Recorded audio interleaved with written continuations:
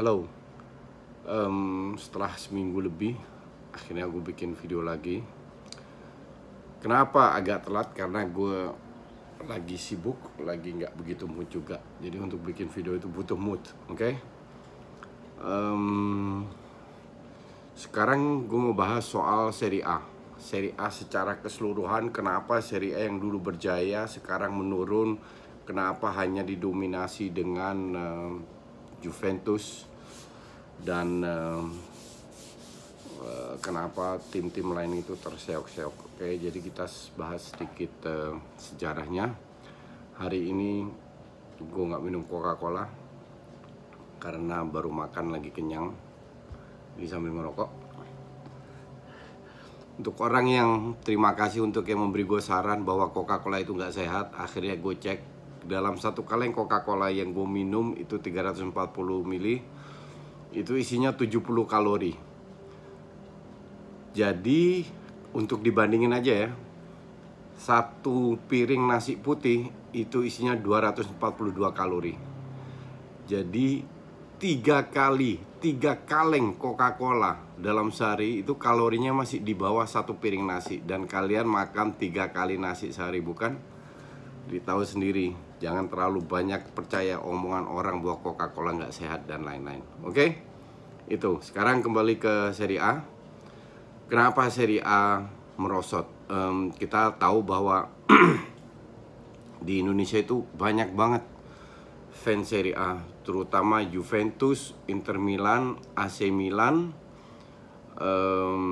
Juventus, AC Milan dan itu ya, mungkin 3 tim itu ya paling banyak. Mungkin masih ada segelintir ya AS fans Roma, Lazio, nggak terlalu banyak setahu gue, apalagi Napoli dan lain-lain. Tapi paling banyak itu 3 tim itu, 3 tim yang bersaing. Mereka memang memiliki sejarah yang luar biasa dari tahun 60-70. Ini video ini gue tanpa googling dan lain-lain ya, jadi gue bener-bener sesuai dengan ilmu gue yang sekarang tahu tentang Serie A. Jadi kalau gue ada miss atau lupa info ya tolong dimaafkan. Jadi gue kasih info secara global, tidak hanya terutama tentang 3 klub itu. Kita tahu bahwa di tahun 90-an di Indonesia itu mulai ngetop. Sebenarnya masa-masa emasnya Serie A itu untuk gue itu sampai tahun 2000-an lah. Tahun 90 sampai 2000, awal 2000, mungkin 2005, 2006, dari mungkin tahun 70-an ya, udah mulai ngetop. Banyak sekali pemain top ke Serie A, mulai dari tahun akhir 78, 79, Platini, Ian Rush sempat ke sana. Inter dengan 3 pemain Jermannya, seingat gue Matthäus Brehme, Klinsmann. Belanda dengan AC Milan dengan 3 trio Belandanya meraih banyak trofi dengan AC Milan dulu, untouchable.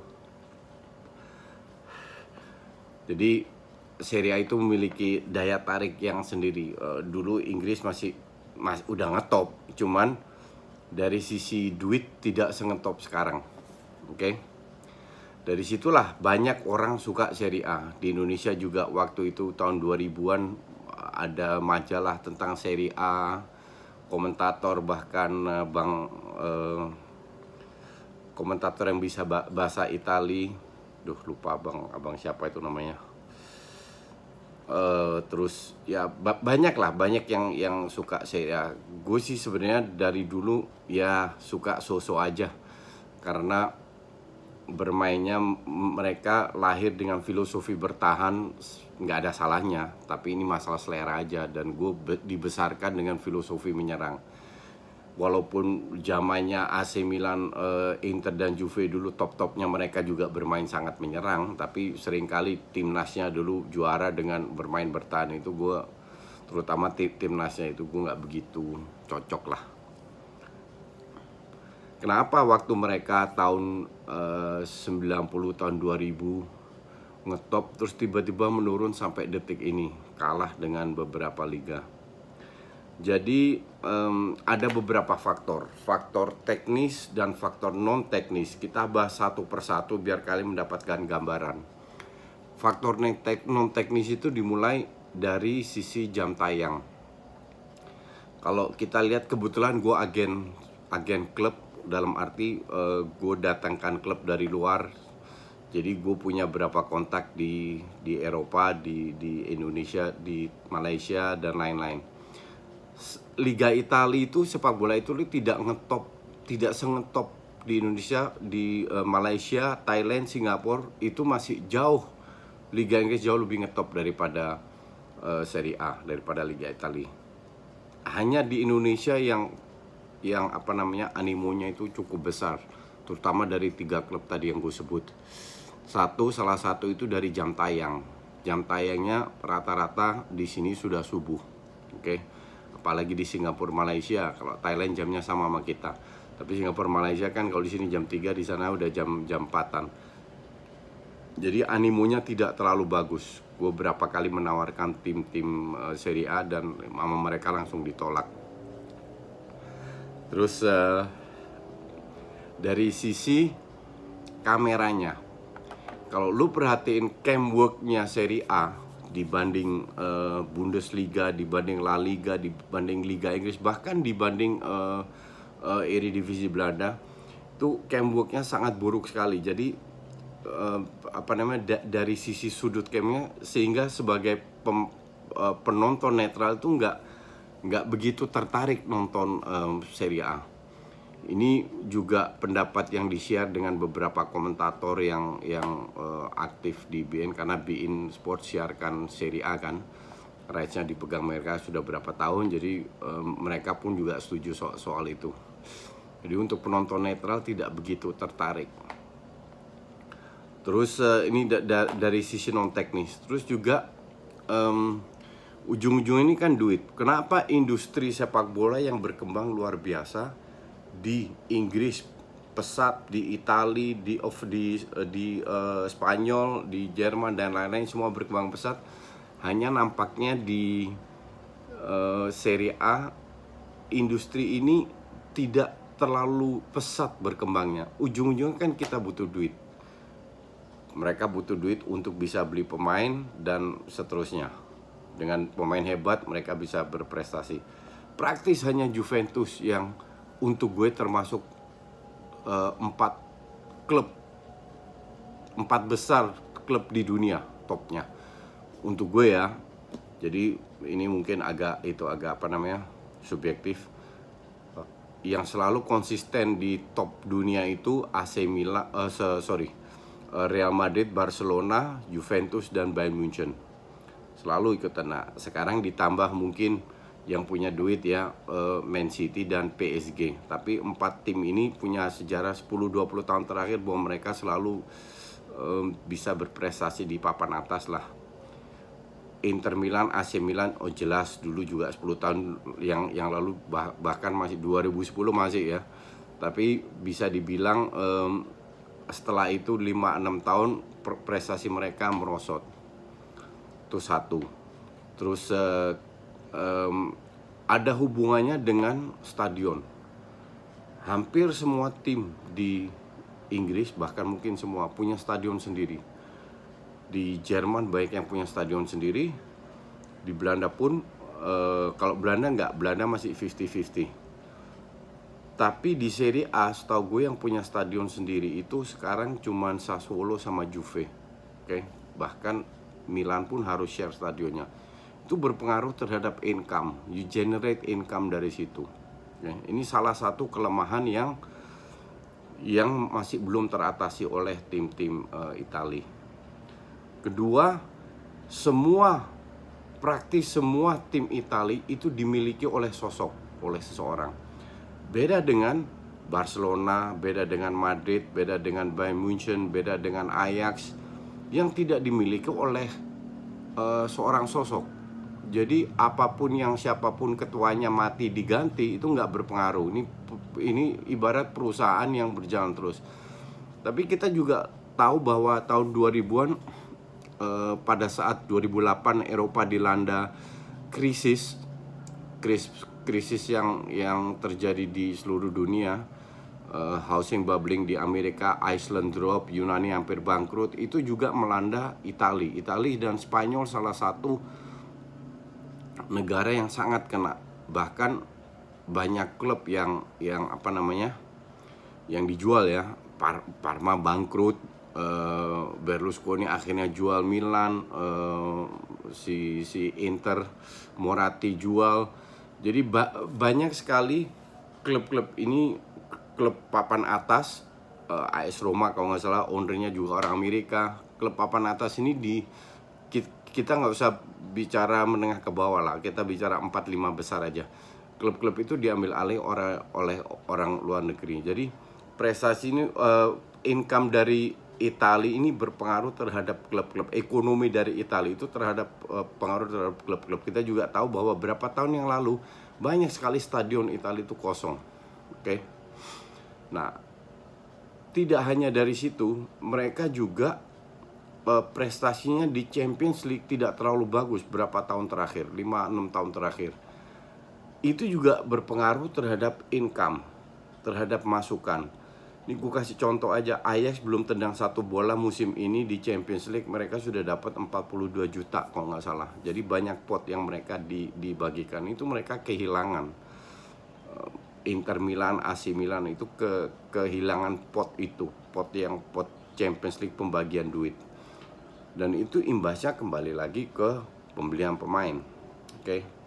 Jadi ada beberapa hal non teknis dan teknis. Terus salah satu faktor teknis adalah pembelian pemain. Waktu gue siaran di beIN maupun di net soccer, gue selalu bilang klub-klub Italia itu harusnya belajar dari Juventus. Juventus melakukan hal yang luar biasa. Mereka bisa compete dengan klub-klub kaya, PSG, Man City, Barca, Madrid. Bahkan berapa kali terakhir, 5-6 tahun terakhir, mereka 2 kali masuk final Champions League. Itu prestasi yang luar biasa. Kenapa? Karena Juventus membeli pemain murah atau bahkan gratis, pemain yang agak ngedrop dan dijual. Contoh Pogba dijual mahal pada saat mereka dijual. Kalau enggak, pemain-pemain yang mereka beli itu selalu on fire, selalu siap main, selalu bisa menjadi pelapis, sehingga Juve memiliki lapis 1, lapis 2 yang memadai. Dan terbukti 7 tahun terakhir, 8 tahun bahkan musim ini mereka juga merem juara, dan akan kedepannya feeling gue juga akan begitu. Mereka merem menjadi juara di Serie A, bahkan mereka bisa bersaing di Serie A, di Champions League. Nah, dana yang mereka dapatkan di Champions League itu mereka invest lagi secara benar. Di samping mereka punya stadion sendiri di mana mereka bisa kelola. Jadi income dari Juve itu akan jauh lebih besar daripada terutama Inter Milan dan AC Milan. Lu bisa bilang mereka punya owner baru ya, kayak Erick Thohir. Tahun kedua setahu gue dia membeli 100 juta atau 80 juta lebih, 88 juta pemain. AC Milan 2 tahun yang lalu beli 150 200 juta pemain. Tapi yang dibeli ini kan jelek semua untuk gue. Ya kita lihat, contoh paling bagus Andre Silva lah, dibeli habis itu drop, nggak perform, out. Terus DM-nya Prancis itu siapa namanya yang hitam itu juga. Jadi banyak sekali pemain pembelian yang tidak memadai. Itu sangat berpengaruh terhadap performa tim. Kita juga tahu siapapun yang Inter beli, ujung-ujungnya juga terlalu tergantung sama Icardi, dan mereka nggak ikut Champions League. Mungkin tahun ini mulai ikut lagi karena AS Roma agak drop, tapi itu pun masih menjadi tanda tanya apakah Inter dan AC Milan bisa ikut Champions League lagi selain Lazio dan AS Roma, karena Napoli sama Juve itu pasti ikut. Oke. Nah, itu salah satu pembelian pemain, perekrutan pemain yang sangat beda dengan Juventus. Terus ya kalau lu tanya gue kualitas pelatih Itali, ini gue berbeda pendapat dengan UK ya. Dia bilang, dia sebut waktu itu 4 pelatih Italia yang menjadi juara di Inggris karena secara taktis mereka hebat. Ya, mereka betul 4 kali juara, tapi 4-4 itu juga dipecat semuanya. Di Matteo, Ranieri, Conte, Ancelotti dipecat semuanya.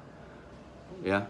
Jadi kalau lu untuk gue pelatih hebat, ya lu jadi juara terus lu konsisten. Ngerti nggak? Kayak Pep, kayak Klopp walaupun nggak juara tapi ini pelatih hebat. Oke. Ini yang gue sebut, gue tidak impress dengan pelatih Itali. Pelatih Itali itu cenderung, nggak selalu, cenderung dikit-dikit bertahan, dikit-dikit udah unggul bertahan. Dan gue masih inget waktu tahun lalu kok nggak salah, ya tahun lalu, 2 tahun yang lalu, waktu Madrid main lawan Juve, tahun lalu lawan Liverpool ya, 2 tahun lalu kalau gitu, lawan Juve, di mana Juve babak pertama itu main high press, Madrid itu diobok-obok. Itu kalau Juve main babak kedua seperti itu, selesai. Harusnya babak pertama itu 2-0 Juve unggul. Yang terjadi adalah babak kedua pemain tengahnya turun ke belakang. Di situ diberikan Madrid ruang untuk bermain. Berapa? 4-0 kalau nggak salah untuk Madrid. Nah, inilah sebuah contoh, dikit-dikit mereka udah unggul 1-0, bertahan. Masa bertahan untuk gue itu udah selesai. Catenaccio itu udah mati, udah nggak ada lagi. Ini bukan kayak dulu tahun 70, 80, 90 di mana mereka menjadi juara. Itu sudah selesai. Oke. There is lack of generasi baru, pemain-pemain baru Italia. Kenapa? Banyak sekali pemain luar negeri yang menengah, yang kualitas nggak terlalu bagus main di Italia karena gajinya agak murah, lebih murah dari pemain Italia. Makanya generasi baru ini nampaknya, generasi muda ini susah naik atau jarang diberi kesempatan. Salah satu faktor itu. Jadi gaya konservatif bermain dari pelatih Italia ini harusnya dirubah, harus lebih adaptasi, dan itu dilakukan oleh Juve. Sekali lagi, Juve tidak bisa dibandingkan dengan klub-klub lain karena Juve untuk gue adalah lebih ke sepak bola modern, klub dunia lah, kasarnya begitu, seperti yang gue sebut tadi. Jadi kualitas pelatih Italia itu harus dirubah menurut gue. Dan kalau kita bicara fakta, hampir semua di Italia itu pelatih Italia kan di Serie A. Dan 5 tahun terakhir mereka nyaris nggak berprestasi di Champions League di Eropa. Dan ini ini pengaruhnya kan ke income juga gitu loh. Terus jadi untuk gue sih, kalau mereka mau lebih berprestasi harus lebih banyak datangkan pelatih dari luar. Contoh paling bagus itu Liga Inggris. Liga Inggris, lihat 1 sampai 10, rank 1 sampai rank 10, 80%, 90% pelatih luar. Rank 11 sampai rank 20 di Liga Inggris mungkin setengahnya pelatih Inggris. Tapi di Inggris di situ belajar. Oke. Terus apalagi? Ya gaya bermain sih sebenarnya sudah berubah ya. Sudah berubah, jadi mereka rata-rata lebih banyak menyerang. Tapi patternnya gue tidak lihat. Gue berapa kali jadi komentator di Serie A, bahkan gue tanya sama Pange sama Tio, yang mereka lebih sering komentator Serie A, kan gue lebih sering La Liga ya. Ini kok waktu itu nonton apa ya, Sampdoria atau Cagliari atau Genoa, lupa gue, beberapa kali lah. Gue bilang ini kok mainnya kayak begini. Jadi kalau nyerang asal brek ke depan, mundur brek mundur. Kayak tarkam gitu. Jadi nggak ada pattern dan jarak antar pemain jauh. Mereka bilang ya memang Italia rata-rata kayak begitu. Di luar Juve, Napoli rata-rata mainnya kayak begitu. Sampai gue jujur gue agak kaget karena ini memang tim bawah ya, tim menengah ke bawah lah. Dan itu kalau gue bilang itu harus dirubah juga kalau seandainya Serie A mau maju. Salah satu faktor juga yang mengalahkan Serie A kan masalah TV rights. TV rights itu kan ada hubungannya dengan rating, dengan berapa orang banyak yang nonton. Kenapa Inggris unggul? Karena jamnya itu manusiawi di Asia. Maka dari itu TV rights Liga Inggris itu meningkat terus. La Liga pun bisa survive hanya karena Barca dan Real Madrid. La Liga nomor 1 di Eropa rankingnya di UEFA. Kenapa? Karena di Eropa, di UCL, mereka berdua selalu perform, selalu mengumpul banyak poin. Maka dari itu La Liga nomor 1, dan kedua itu Liga Inggris. Padahal Liga Inggris 2 tahun lalu masih naik rank 4 loh. Italia sekarang ranking 3, tapi 2 tahun lalu masih ranking 4 di bawah Bundesliga. Jadi gue tidak melihat Bundesliga sama Italia akan berpindahan lah rankingnya 3-4 di Italia, karena faktor itu. Salah satu ya TV rights itu kan tergantung berapa orang yang nonton. Kalau orangnya sedikit nonton, secara tidak langsung TV rights-nya juga menurun. Kalau TV rights menurun, iklan yang mereka dapat untuk dibagikan ke para klub itu juga menurun. Jadi yang berkuasa ya tetap so far Liga Inggris. Kalau seandainya La Liga dan Serie A tidak mau merubah contoh jadwal mainnya, di Spanyol itu hanya Madrid dan Barca yang boleh ngatur TV rights-nya sendiri, boleh nego sendiri. Yang lain diatur sama La Liga. Maka dari itu mereka protes tidak imbang, tapi sama pemerintah rencananya tahun depan mau disamaratakan. Ya kita lihat aja tuh. Tapi anyway, ini ada beberapa alasan yang gue berikan kenapa Serie A atau hanya Juve yang bisa bersaing dan mereka itu menurun. Kalau lu tanya apakah kedepannya akan lebih bagus, gue tidak melihat itu. Satu, karena mereka tidak punya stadion sendiri. Kedua, mereka sangat konservatif, agak alergi mungkin terhadap pelatih luar. Terus pemain youthnya nyaris tidak atau sulit untuk berkembang karena terlalu banyak pemain luar negeri. Tapi itu resiko dari European Union ya. Semua orang dari Eropa boleh bebas bermain. Terus sama pembelian pemain itu sangat penting, bahwa mereka harus lebih cari pemain tidak hanya murah atau cocok, tapi lebih jeli lagi untuk membeli pemain agar cocok dengan dengan permainan di Eropa, tidak hanya di Serie A. Oke? Jadi itulah beberapa faktor kenapa Serie A itu sekarang menurun, tidak seperti berapa tahun yang lalu, 10-15 tahun yang lalu. Oke? Thanks for watching.